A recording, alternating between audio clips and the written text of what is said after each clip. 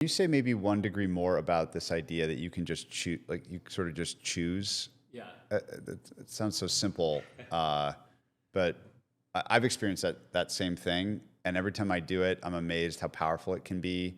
But I want to understand the contours of it from your perspective. Like, what does that mean? What does it feel like to choose? What did you choose? What was the process? Whatever else you can say about this. If you watch most people, they're kind of asleep or unconscious, and I am too sometimes. So it's like, imagine you get up, whatever your routine is, you brush your teeth, you get ready for work, you commute to work, you have a tough commute, you get to work, you have a couple meetings, some Zoom calls, then you eat, then you return some emails, you have a few more meetings, you get home, return some emails, watch some Netflix, go to bed, right? That's kind of like, there's all this busyness and all this you're just kind of doing today what you did yesterday, you're doing tomorrow what you did today, and you're stringing together that and calling it sort of a life. And so there's this real level of like unconsciousness about it. So the first part is step back and just make space. And I do this with an executive coach. You can do this with a journal. You can do it with a friend.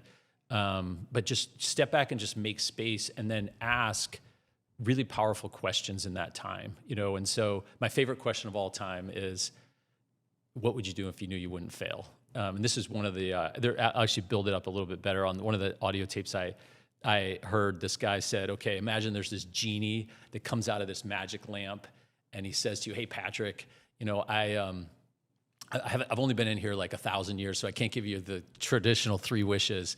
But what I can give you is that whatever you throw yourself into with your career, your life, vocation, like it's going to work out amazingly well. And you'll have ups and downs. It'll take a long time, but I'll be here to bless you with that. What would you wish for? And then the punchline is, go do that thing. That's your life path, because that's what your soul really wants to do, and that's what you would do if you get out of your head and get out of your fear of failure.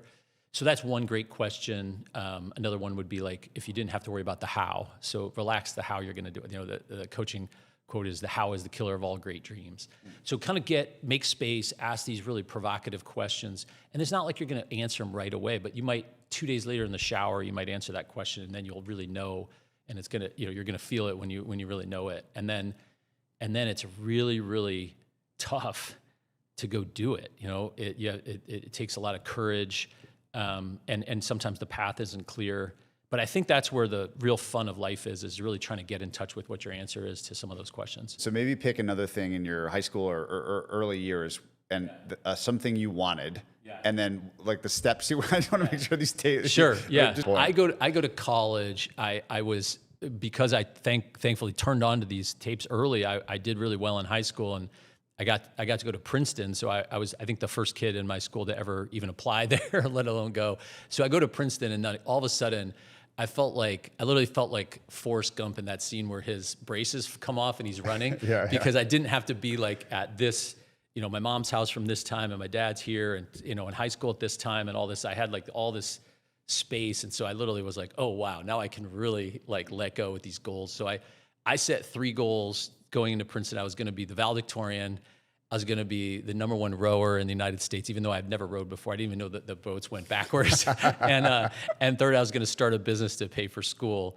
To skip the end of the story, I didn't actually achieve any of those goals, but I came really close on all 3. And so rowing is probably the simplest one to explain.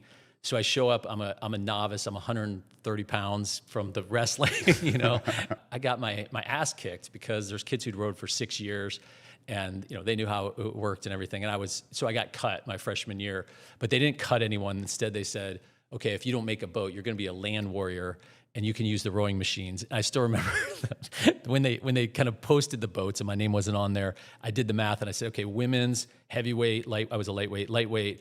And I did the math on how many people got cut and how many rowing machines there were. And so I was like, okay, I got to get here really early because all these people are going to be using the rowing machines. I show up the next morning. I worked all the way back. I talked myself into getting there at like 5:30 in the morning. The punchline. I get there, there's nobody there. There was no one there at 5:36, 7. No one ever showed up because land warrior was a euphemism for you just got cut. Yeah, you got cut. But I stayed and rowed, and I met this guy who was training for the national team, Mike Tatey, and he and I were the only 2 guys in the morning at the Princeton Boathouse, and he ignored me. He's a legend. He coached the U.S. Olympic team. He went on to coach the U.S. Olympic team to a gold, and I didn't know any of this at the time. I just saw this tall, skinny guy just hammering this erg. And eventually he kind of took me under the wing a litgoing to bit and was just, after I showed up at 5:30 in the morning for like 3 weeks in a row, he's like, okay, this kid's, really means, he really is going to do this. And he taught me a little bit. So anyway, progress forward. I get better, a little bit better my freshman year, better my sophomore year. By my junior year, I had one of the top times, or maybe the top time on the 2K rowing machine on the team. And then my senior year, I was captain. We won nationals, and so it was just like it was kind of everything kind of came together. But it was just a really linear expression of like if I put in a certain number of hours. Like this is what Mike Tatey said. He said, "Here's the formula. It's really simple. Sit on this machine and row as long as you can, slightly below your aerobic threshold, and you will, and basically you'll hit your goals." And I was like, "That's it?" He's like, "Yeah, that's it." He was very simple, and I just did that, and it worked.